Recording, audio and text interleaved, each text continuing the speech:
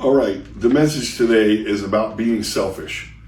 And I feel like most people might have the question, why are we all so selfish? Why is the first thought process that we have from maybe the very earliest of ages all the way sometimes to people's adulting life? Where does the selfish come in, and why is that a positive? How could we make that a positive? Because it's a common thread throughout all of different generations, throughout all of history, throughout all of different cultures and societies. There's been a tremendous amount of selfishness amongst human beings. And I think the purpose of being selfish is because probably in a perfect world, between the ages of when we start knowing ourselves, I would say around that age of 7 is the age of knowledge, as you can see on my other videos. From 7 until I would say probably about 22, 23, I feel like that's the time in which we be incredibly selfish. In the sense that if we don't know ourselves, then what do we really know as a reflection of ourselves? And biologically, our brains as human beings don't fully mature till 25, 26. So it only makes sense not to have adulting responsibility until about 22, 23. And up to that point, we focus merely on who we are and what we're made of, and we find out about ourselves. That means we get rid of all of the pressures of what education should begin and end with, what our relationships as far as being sexually attractive or attracted to the opposite sex, or in some cases the same sex. The whole thing of it is if we're not completely selfish on finding out who we are, we're never going to know anything about the world around us unless we accurately see ourselves the way we were meant to be. So I think there's really 3 phases of life that make sense. That first 23 years or so, we worry about us. We find out about us. And in the process of finding us, as we reconcile what I call the 7 deadly sins within us, we have to reconcile those to something greater than ourselves, which I would also say is called God's righteousness. We don't have God's righteousness written on our hearts. We have a lot of other things written on our hearts in replace of that. And so we have an exchange of sorts between what we think our righteousness is, or our self-righteousness is, and what his righteousness is. And we have that exchange process over that period of time. And then once we understand ourselves, we can then relate, because we've taken elements of God's righteousness and put it into our heart. We can then understand God more. And so we have a relationship with God, and that's when we can also bring in better people in our life, or people who match us for what our purpose is, because step by step we're going to understand our purpose as we push deeper and deeper into God. So once we understand ourselves around that 23-year age, we've made some relationships to some level, and then some of those will survive on to be a friendship that's even longer in life.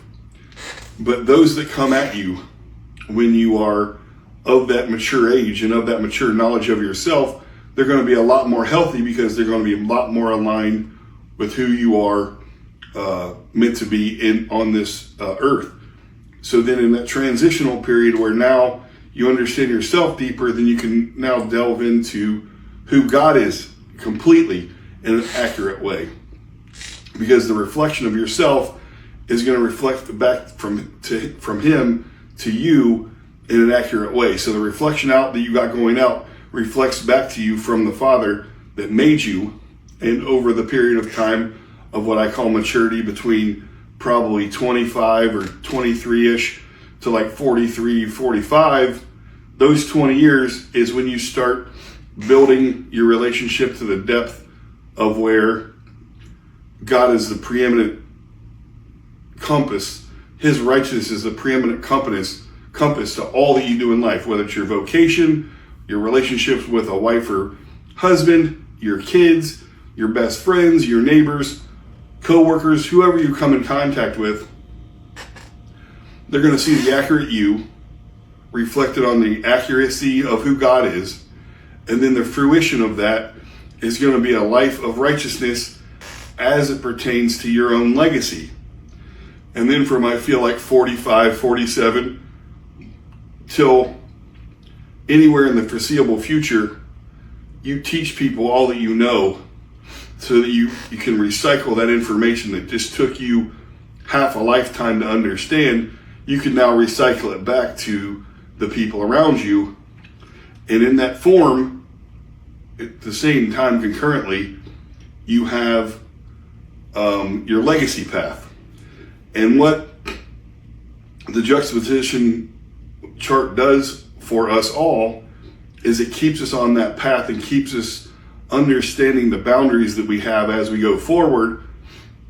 And so then at all three different phases of life, I think there's probably a fourth phase if you live past, let's say 65, 70. I don't know what that phase is yet because I'm not there, but the three phases that I can easily talk about are the three phases I'm talking about here within this video. And so there's a very linear path. It's know yourself,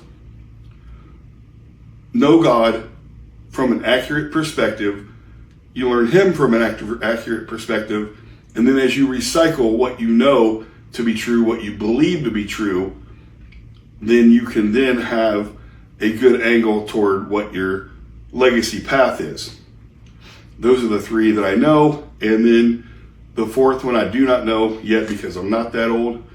But I'm sure there's a fourth of that final season that you have great grandkids or maybe even great grandkids if you're lucky.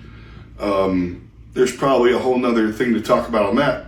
But let's just get first things first and teach ourselves and the people around us that it's okay to be selfish, to reconcile your seven deadly sins within your heart, to reconcile your own righteousness with the righteousness of God and be okay with it.